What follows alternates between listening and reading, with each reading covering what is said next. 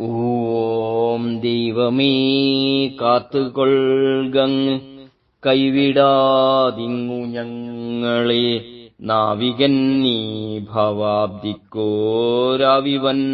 തോണി നിൻ പദം. ചിത്സ്വരൂപികളെ, ഗുരുദേവന്റെ ദർശനങ്ങളിലൂടെ എന്ന പരമ്പരയിൽ ഇന്നത്തെ നമ്മുടെ ചിന്തനീയ വിഷയം ശരിയായ വാക്കും ഭാഷയും. ചൊല്ലാൻ സുഖമുണ്ടെന്ന് കരുതി തെറ്റായ പദം സ്വീകരിക്കരുത്. ചൊല്ലാൻ സുഖമുള്ളത് നോക്കി ശരിയായ പദം സ്വീകരിക്കണം. പ്രിയരെ, മഹാകവി കുമാരനാശാൻ തെറ്റാണെന്ന് അറിഞ്ഞുകൊണ്ട് തന്നെ ചില പദങ്ങൾ പ്രയോഗിക്കുന്നുണ്ടെന്ന് ഒരു ശിഷ്യൻ ഗുരുദേവനോട് പറഞ്ഞു.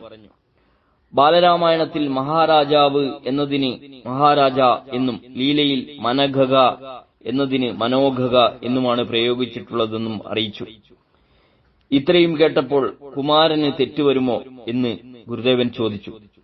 ഇതിനെപ്പറ്റി ആശാനോട് നേരിട്ട് ചോദിക്കുകയുണ്ടായെന്നും നിർബന്ധമുള്ളവർ തിരുത്തി ചൊല്ലിക്കൊള്ളട്ടെ എന്നും മനഘക എന്നതിനേക്കാൾ മനോഘക എന്നാണ് ചൊല്ലാൻ സുഖം എന്നും ആശാൻ അപ്പോൾ പറഞ്ഞതായും ശിഷ്യൻ ഉണർത്തിച്ചു. ഈ സന്ദർഭത്തിലാണ് ഗുരുദേവൻ ശിഷ്യനോടായി മേൽ കാണുന്ന പ്രസ്താവം നടത്തിയത്. ആശയവിനിമയത്തിനുള്ള മുഖ്യ ഉപാധിയായിരിക്കുന്നത് ഭാഷയാണ്. ഭാഷ ഒരു ശരീരമാണെങ്കിൽ അതിന്റെ അവയവങ്ങളാണ് വാക്കുകൾ. അവയവങ്ങൾ വേണ്ടവിധം സംരക്ഷിക്കപ്പെടുമ്പോഴും ശരിയാം വിധം പ്രവർത്തിക്കപ്പെടുമ്പോഴുമാണ് ശരീരം ആരോഗ്യകരമായ നിലയെ പ്രാപിക്കുന്നത്. അതുപോലെ ശരിയായ പദങ്ങൾ വേണ്ടപ്രകാരം ശരിയായ നിലയിൽ വിനിയോഗിക്കുമ്പോഴാണ് ഭാഷ സംശുദ്ധമായിരിക്കുന്നത്. ഭാഷയില്ലെങ്കിലുള്ള അവസ്ഥയെ നിർവചിക്കുകയെന്നത് പ്രയാസകരമാണ്. ആംഗ്യഭാഷ കൊണ്ട് എല്ലായിടത്തും വിനിമയം സാധ്യമല്ല. ഉദാഹരണത്തിന്, ഇരുട്ടത്തിരിക്കുന്ന രണ്ടുപേർക്ക് പരസ്പരം ആശയവിനിമയം നടത്തണമെങ്കിൽ ഭാഷ തന്നെ വേണം. അപ്പോൾ ഭാഷയില്ലെങ്കിൽ ജീവിതം തന്നെ നിശ്ചലമായി പോകും.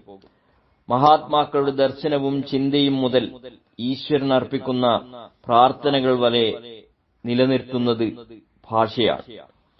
അറിവിന്റെയും സംസ്കാരത്തിന്റെയും പ്രകാശം പതിയുന്നതിനും പതിപ്പിക്കുന്നതിനും ഭാഷ തന്നെ വേണം. അതുകൊണ്ട് ഭാഷ ശുദ്ധി വളരെ പ്രധാനമാണ്. അഴുക്കുകൊണ്ട് ശരീരം മലിനപ്പെടുന്നത് ഏതു പ്രകാരമാണോ അപ്രകാരമാണ് തെറ്റായ പദങ്ങൾ കൊണ്ട് ഭാഷയെ മലിനപ്പെടുത്തുന്നത്. ഭാഷയെ മലിനപ്പെടുത്തുന്നത് തന്നെ മലിനപ്പെടുത്തുന്നതിന് തുല്യമാണെന്നറിഞ്ഞ് തെറ്റായ പദങ്ങളെ സ്വീകരിക്കാതിരിക്കുകയും ശരിയായ പദങ്ങളെ സ്വീകരിക്കുകയും വേണം. സ്നേഹപൂർവ്വം, രഞ്ജൻ, കയനാട്.